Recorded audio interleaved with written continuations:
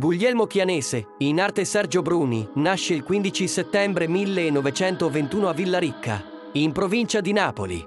Nel 1938 la sua famiglia si trasferisce nel quartiere napoletano di Chiaiano, dove inizia a lavorare come operaio senza abbandonare la musica.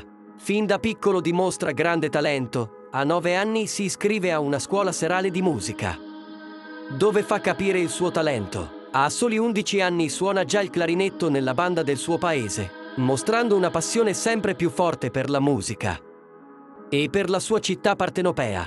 Durante la Seconda Guerra Mondiale partecipa alle 4 giornate di Napoli contro l'occupazione tedesca. Durante uno scontro a fuoco rimane gravemente ferito alla gamba, riportando una menomazione permanente. Viene portato subito all'ospedale. Dopo la guerra studia canto con il maestro Vittorio Parisi e il 14 maggio 1944 debutta al Teatro Reale di Napoli. Il debutto è un grande successo e segna l'inizio della sua carriera artistica nel mondo della canzone napoletana. Nel 1945 vince un concorso per voci nuove organizzato dalla RAI, ottenendo un contratto con Radio Napoli.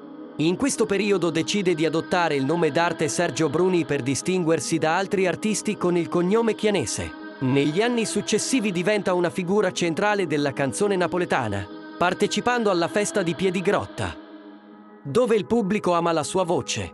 Incide decine di dischi e si esibisce nei teatri e alla radio, conquistando un pubblico sempre più vasto. La sua voce intensa e teatrale lo rende uno degli interpreti più rispettati della scena musicale partenopea.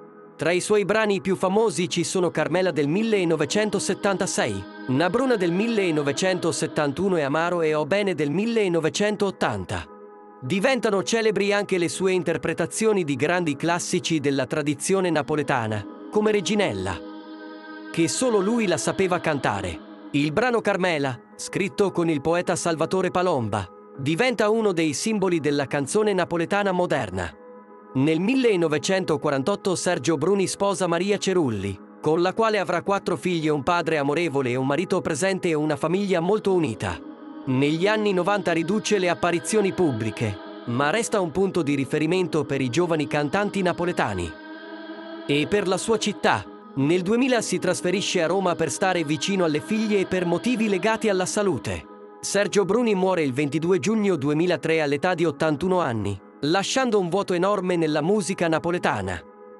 Nella sua città natale Napoli, ancora oggi è ricordato come uno dei più grandi interpreti della canzone napoletana e viene chiamato a voce Napoli.